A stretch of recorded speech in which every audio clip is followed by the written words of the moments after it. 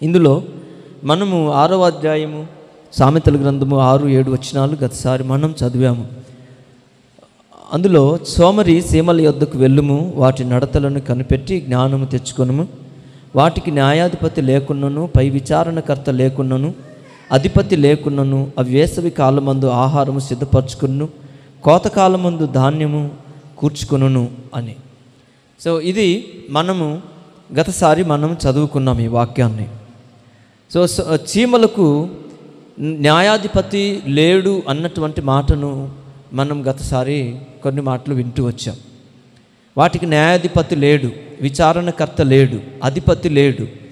అయినప్పటికీ వాటికి ఉన్నటువంటి ఒక జ్ఞానము అవి ఎలా నడుచుకోవాలో వాటికి తెలియజేస్తూ వచ్చింది. వాటికి ఏముంది? చీమలు బలము లేని చిన్న జీవులైనప్పటికీ మంచి జ్ఞానం వాటికి ఉన్నది. ఈ జ్ఞానము చేత అవి ఎలా నడుచుకోవాలో, అధిపతులు లేకపోయినా సరే, పై విచారణకర్తలు లేకపోయినా సరే, అవి ఎలా నడుచుకోవాలో వాటికి అవే జ్ఞానముతో నడుచుకుంటున్నాయి. ముందే వేసవి కాలమందే వాటికి కావలసినటువంటి ఆహారాన్ని అవి సిద్ధపరచుకుంటున్నాయి. అయితే మనుషులైనటువంటి వారికి, దేవుని ప్రజలకు మనకు న్యాయాధిపతులు ఉన్నారు, అవునా కదా? మనకు న్యాయాధిపతులు ఉన్నారు. ఇశ్రాయేలు కాలంలో న్యాయాధిపతులు ఉన్నారు. అయితే న్యాయాధిపతులు ఆ కాలంలో ఉన్నారు. ఈరోజు సంఘానికి పెద్దలను దేవుడు ఏర్పాటు చేశాడు. అయితే ఆ రోజు ఆయన సంఘంలో వాళ్ళకు న్యాయాధిపతులను ఏర్పాటు చేసినప్పుడు ఎలాంటి వారిని ఏర్పాటు చేయమన్నాడంటే, మీరు నిర్గమాకాండం ఒకసారి చూడండి. ఆయన ఏం చెప్పాడు అనంటే, నిర్గమాకాండము 18వ అధ్యాయము 21వ వచనాన్ని ఒకసారి మీరు చూడండి. 21. మరియు ఈ ప్రజలందరిలో సామర్థ్యము గల దైవభక్తి, అత్యాసక్తి కలిగి లంచగొండులు కాని మనుషులను ఏర్పరచుకొని 1000 మందికి ఒకనిగాను, 100 మందికి ఒకనిగాను, 50 మందికి ఒకనిగాను వారి మీద న్యాయాధిపతులను నియమింపవలెను. చూసారా, ఇక్కడ ఇశ్రాయేలు ప్రజలకు న్యాయాధిపతులు కావాలనని దేవుడు మోషేను పిలిచి మోషేతో తెలియజేస్తున్నాడు. అయితే న్యాయాధిపతులు ఎలాంటి వాళ్ళు కావాలన్నాడు ఆయన? ఒకటి, వారిలో సామర్థ్యము, ప్రజలందరిలో సామర్థ్యము కలిగినటువంటి వారికే న్యాయాధిపతిగా ఉండేటువంటి అర్హత ఉన్నది. సామర్థ్యం ఉండాలి అంటే ఎవరితోనైనా మాట్లాడగలిగేటట్లు, ఏదైనా న్యాయ విచారణకు వస్తే దానిని సరిగా వివేచించి పరీక్షించి దానికి న్యాయము తీర్చగలిగినటువంటి వ్యక్తిగా ఉండేటువంటి వ్యక్తికి న్యాయాధిపతిగా ఉండేటువంటి అర్హత ఉంటుంది. దీనికి సామర్థ్యత అవసరం.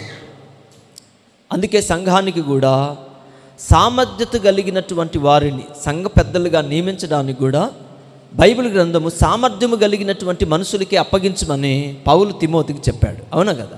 సామర్థ్యము కలిగిన మనుషులకు సంఘములో ఆ పనిని, సంఘము యొక్క పనిని ముందుకు కొనసాగించడానికి సామర్థ్యము కలిగినటువంటి మనుషులకు ఆ పనిని అప్పగించమన్నాడు. ఎందుకంటే సామర్థ్యము లేనటువంటి వాళ్ళైతే ఆ పనిని పాడు చేస్తారు, వాళ్ళకు తెలియదు, అసమర్థులైపోతారు. అసమర్థులైనటువంటి వాళ్ళు సమర్థులతోటి లేక సామర్థ్యము కలిగినటువంటి వాళ్ళతోటి మాట్లాడలేరు. కాబట్టి ఆ పనిని వాళ్ళు సరిగా కొనసాగించలేరని సామర్థ్యము కలిగినటువంటి వాళ్ళకే ఆ పనిని అప్పగించాలి. రెండోది, ఇక్కడ ఆయన ఏమన్నాడంటే దైవ భక్తి కలిగినటువంటి వారు కావాలి. న్యాయం తీర్చడానికి, న్యాయాధిపతిగా ఉండడానికి ప్రజలకు ఎలాంటి వ్యక్తులు కావాలంట? దైవభక్తి కలిగి ఉండాలి. దైవభక్తి లేనటువంటి వ్యక్తి ప్రజలను దైవభక్తిలో నడిపించాలి అని అంటే దైవభక్తి కలిగిన వ్యక్తి అయితేనే ప్రజలను దైవభక్తిలో నడిపించగలుగుతాడు. దైవభక్తి లేనటువంటి వ్యక్తి ప్రజలను ముందుకు నడిపిస్తే నడిపించవచ్చునేమో కానీ దైవభక్తిలో నడిపించలేడు, అవునా కాదా? లోకంలో చాలామంది ఉంటారు అధికారులు. సో వాళ్ళు ప్రజలను నడిపిస్తుంటారు. ఇప్పుడు ఇంట్లో పురుషులు ఉంటారు, భర్తలు, వాళ్ళు ఇంటిని నడిపిస్తారు. కానీ నడిపించగలరు, కానీ కుటుంబాన్ని దైవభక్తిలో నడిపించలేరు కొంతమంది. ఎందుకు? వాళ్ళకు దైవభక్తి లేనప్పుడు దేవుని మందిరానికి వాళ్ళు వెళ్ళలేరు కాబట్టి, వాక్యం అంటే వాళ్ళకు తెలియదు కాబట్టి వాళ్ళు ఏం చేస్తారు?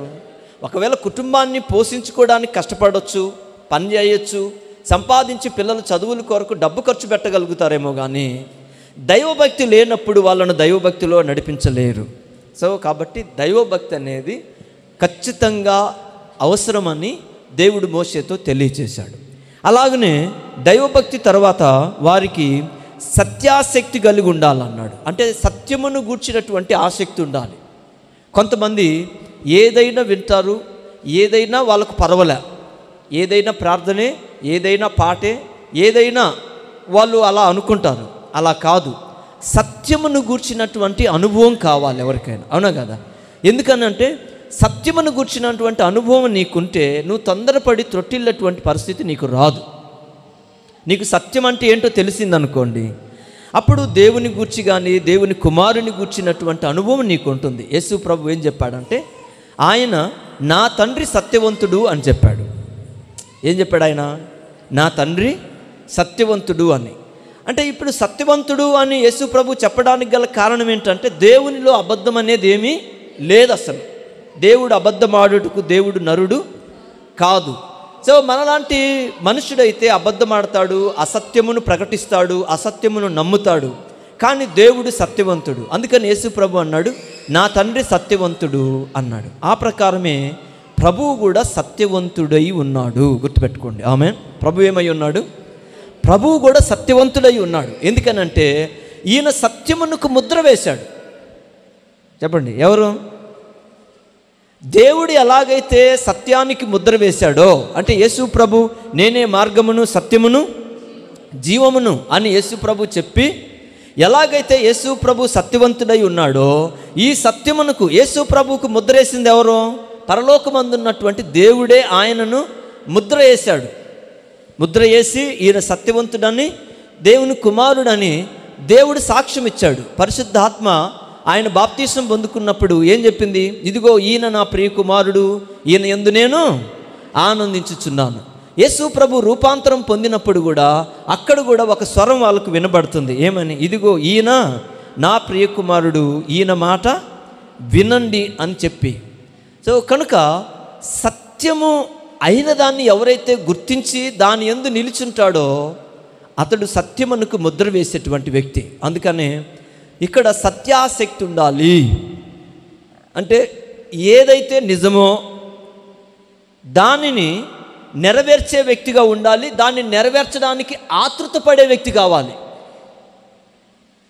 దాన్ని నెరవేర్చడానికి కూడా ఏముండాలి? వాళ్ళకు ఆతృత ఉండాలి. అంటే సత్యం విషయమై మీకు బోయజుని గురించి బైబిల్లో మీకు తెలుసు. మీకు ఆయన గురించి చెప్పబడినప్పుడు ఏమన్నదంటే, ఆయనను గూర్చి రూతు ఏమన్నదంటే, ఆయన ఈ సంగతి ఆయన వద్దకు వెళ్ళింది కాబట్టి దీని విషయమై ఆయన దాన్ని జరిగించేదాకా ఆయన ఊరుకోడు అని చెప్పింది ఆమె. అంటే ఖచ్చితంగా ఈయన ఏం చేస్తాడు? బోయజు తన వద్దకు వచ్చినటువంటి ఆ విషయాన్ని ఆయన మౌనంగా ఉంచేవాడు కాదు. ఏదోలే వాళ్ళు ఏదో చెప్పారు, నేను విన్నాను, నాకెందుకులని చెప్పేసి దాన్ని ఆయన విడిచిపెట్టేవాడు కాదు బోయజు. బోయజు దగ్గరికి వచ్చినటువంటి ఆ మాటను ఆయన ఖచ్చితంగా దాన్ని జరిగించే వ్యక్తి. కాబట్టి ఇక్కడ న్యాయాధిపతిగా ఉండే వ్యక్తికి కూడా సత్యమును గూర్చినటువంటి ఆసక్తి ఉండాలి. నిజం ఏదైనా తెలిస్తే, నిజం ఏదైనా వాళ్ళ చెవికి వినబడితే ఏ మాత్రం వెనకాడకుండా వెంటనే దాన్ని నెరవేర్చే వ్యక్తిగా, దాన్ని జరిగించే వ్యక్తిగా ఉండాలి. సో ఇలాగున న్యాయాధిపతులు అనేటువంటి వాళ్ళు ఇశ్రాయేలీయులకు ఉన్నారు. అయితే వీళ్ళకు న్యాయాధిపతులు ఉన్నప్పటికీ వీళ్ళు తప్పిపోకుండా లేరు. వీళ్ళు నిజమే కదా? మీరు సంఖ్యాకాండం ఒకసారి ఒక మాట చదవండి. సంఖ్యాకాండము 25వ అధ్యాయం 5వ వచనం ఒకసారి మీరు చూడండి.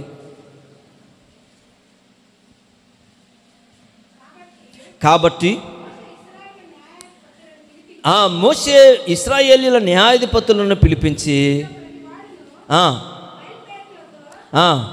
బయలుపేరునకు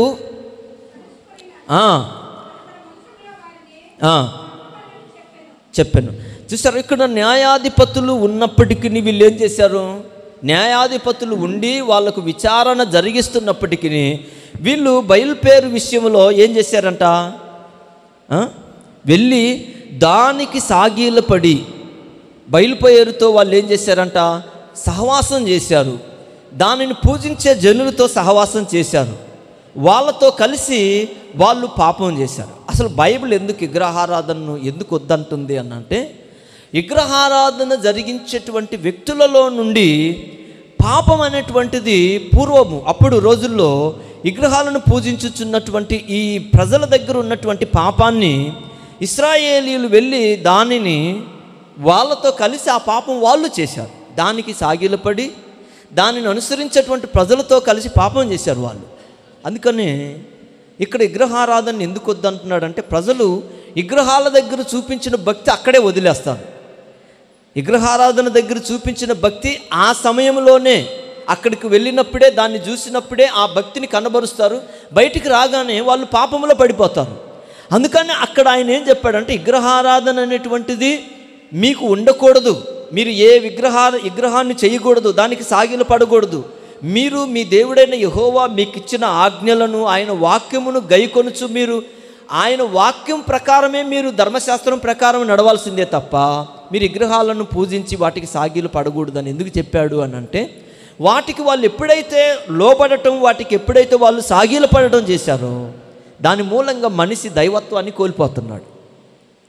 సో దేవుని భయాన్ని విడిచిపెట్టేస్తున్నారు వాళ్ళు. అంటే వాళ్ళకి అర్థం కాల.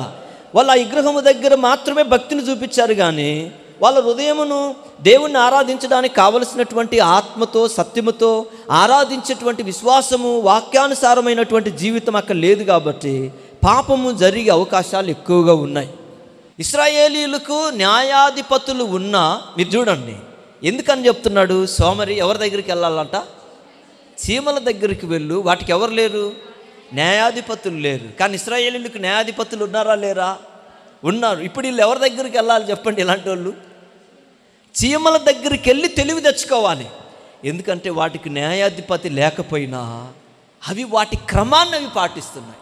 వేసవి కాలంలో ఆహారాన్ని సిద్ధపరచుకోవడమే కానీ దాని వాళ్ళకు అధిపతులు లేకపోయినా సరే, విచారణకర్తలు లేకపోయినా సరే, వాటికి ఎంత క్రమం ఉందో, ఎంత జ్ఞానం ఉందో మనం అర్థం చేసుకోవచ్చు. సో మనుషులు చాలా త్వరగా త్రొట్టిల్లి పడిపోవడానికి గల కారణం ఏంటి, ఎనుదిరిగిపోవడానికి కారణం ఏంటంటే, మనలో ఎక్కువ మందికి జ్ఞానం లేకపోవడమే కారణం. నా జనులు జ్ఞానం లేకయే చెరపట్టబడుతున్నారు అన్నాడు దేవుడు. వీళ్ళకి జ్ఞానం ఉంటే వీళ్ళు చెరపట్టబడడానికి ఎందుకు అలాంటి పనులు చేస్తారు? వీళ్ళు చెరకపోవడానికి గల కారణం ఏంటి? వీళ్ళ తిరుగుబాటుతనమేగా, వీళ్ళ అవిధేయతేగా, వీళ్ళ పాపమేగా. ఒకవేళ వీళ్ళు పాపము చేయకుండా ఉండుంటే వీళ్ళు చెరకు కొనిపోబడే వాళ్ళ, దేవుడు చెరలోనికి వెళ్లకుండా వాళ్ళని కాపాడేవాడు. వాళ్ళు ఎందుకు అలాంటి పరిస్థితి వాళ్ళకి ఎందుకు ఎదురైందంటే వాళ్ళ పాపమే. నిజంగా ఎప్పుడైనా సరే మనం గుర్తుంచుకోవాల్సిన విషయం ఏంటంటే, మనలో ఎవరైనా నష్టపోయారు, మనలో ఎవరైనా సరే దారిద్ర్యములో ఉన్నారు, మనలో ఎవరైనా బానిసలయ్యారు అంటే దానికి కారణం మన తిరుగుబాటు, మన పాపమే తప్ప నీ స్వాతంత్ర్యమును ఎవరు దొంగిలించారు అని అంటే మన అవిధేయత, నీ పాపము, నీ అతిక్రమాలే నిన్ను దొంగిలించి నిన్ను దాసునిగా చేశాయే తప్ప నువ్వు స్వతంత్రుడిగా ఉండాలని దేవుడు నిన్ను స్వతంత్రునిగా చేశాడు. అవునా కదా? ఏ పాపం మన మీద ఏలి మనలను, ఆ యొక్క పాపం వలన మనలను దోషులుగా చేసిందో ఆ పాపాన్ని దేవుడు మన మీద నుంచి తొలగించాడు. దేవుని కుమారుని రక్తము మన పాపమును కడిగి మనల్ని ఏం చేసింది, శుద్ధులుగా చేసింది. ప్రభు రక్తం మన పాపాన్ని తొలగించింది. కానీ మనుషులు ఆ పాపానికి అలవాటు పడినటువంటి అనేక మంది విడిచిపెట్టలేక అనేకులు మరలా ఆ పాపములోనే చిక్కుకొని దాసులై ఉంటున్నారు, చెరలో ఉంటున్నారే తప్ప దేవుడు మనల్ని ఎవరిని చెరలో ఉంచట్లేదు. మనమే లోబడిపోతున్నాం, మనమే నష్టపోతున్నాం.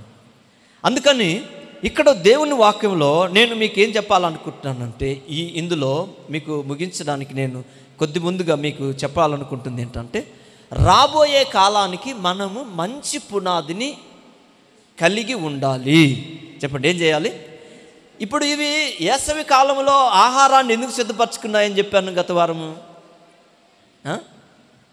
రాబోయే కాలం వాటికి అనుకూలంగా ఉండదు.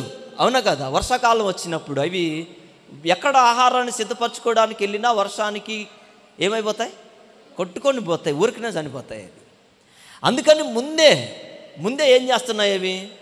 వేసవి కాలంలోనే వాటికి కావలసినటువంటి ఆహారాన్ని అవి సిద్ధపరచుకుంటున్నాయి. అంటే కాలం అవి గుర్తిస్తున్నాయి, వాటికి తెలుసు. యేసు ప్రభు అన్నాడు, మీరు ఆకాశాన్ని చూసి ఎర్రగా ఉన్నది ఉదయాన్నే అని చెప్పేసి మీకు అర్థమైనప్పుడు ఏమనుకుంటారు? ఇక వర్షం వచ్చిద్ది, తుఫాన్ వచ్చిద్దని మీరు అనుకుంటారు. కాలాన్ని మీరు వివేచించగలుగుతున్నారు, కానీ ఈ జరుగుతున్న అద్భుత కార్యాలను, ఈ వాక్యాన్ని మీరు ఎందుకు గ్రహించలేకపోయినారు అన్నాడు యేసు ప్రభు వారు. సో మనుషులు కాలాన్ని గుర్తుపడుతున్నారు. కొంతమంది అంటారు, ఈ సంవత్సరం ఇంక వర్షాలు ఎక్కువ పడవు, ఈ సంవత్సరం కరువే అంటారు. అంటే ముందే వాళ్ళు ఏం చేశారు? కాలాన్ని వాళ్ళు ముందే గుర్తించగలుగుతున్నారు. కానీ కాలాన్ని గుర్తించగలుగుతున్నారు, కానీ మనుషులు ఎలా ఉన్నారు, వాళ్ళ పద్ధతులు ఎలా ఉన్నాయి, మనుషుల యొక్క పరిస్థితులు ఎలా ఉన్నాయంటే లోకానికి ఏమి రాబోతుంది? త్వరలో అంతం రాబోతుంది, నాశనం జరగబోతుంది. నిజంగా మనుషుల యొక్క పద్ధతులు అన్నీ పాడైపోయినాయి, చెడిపోయినాయి. అయ్యో పాపపు లోకంలో మనం ఉన్నాము. జలప్రళయానికి ముందు జనులు ఇలాగే ఉండి జలముల చేత కొట్టుకొని పోయి చనిపోయారు. కాబట్టి ఈ పరిస్థితులన్నీ యేసు ప్రభు యొక్క రాకడను మనకు గుర్తు చేస్తున్నాయి. అందుకనే లోకం ఇంత పాపముతో, దుర్మార్గముతో నింపబడిందని దీన్ని గుర్తించడు మనిషి. అందుకన్నాడు, సంగుబుడి కొంగలైనా కూడా ఏం చేస్తాయంట? అవి వాటి కాలాన్ని గుర్తెరిగి వెళ్ళి ఆ కాలంలో అవి కూడా ఆహారాన్ని సిద్ధపరచుకుంటాయి అన్నాడు. సంగుబుడి కొంగలు కాలాన్ని ఎరుగును, కానీ నా జనులకు ఏం లేదన్నాడు, తెలివి లేదు, వివేచన లేదు. వీళ్ళు గుర్తించలేరు, వీళ్ళు ఈ పరిస్థితులను గుర్తించలేరు, ఈ జనం యొక్క పద్ధతులను వీళ్ళు గుర్తించలేరు, వీళ్ళకి అర్థం కాదు అని చెప్పాడు ఆయన. కాబట్టి క్రైస్తవ జీవితం ఎలాంటిదంటే, చీమలు ఎలాగైతే ముందుగానే గుర్తించి జ్ఞానంతోటి వాటికి కావలసినటువంటి ఆహారాన్ని అవి సిద్ధపరచుకున్నాయో, క్రైస్తవుడు కూడా ముందే తన కొరకైనటువంటి మంచి పునాదిని తన కొరకు ఏమి చేయాలి? వేయాలి. చూద్దాం.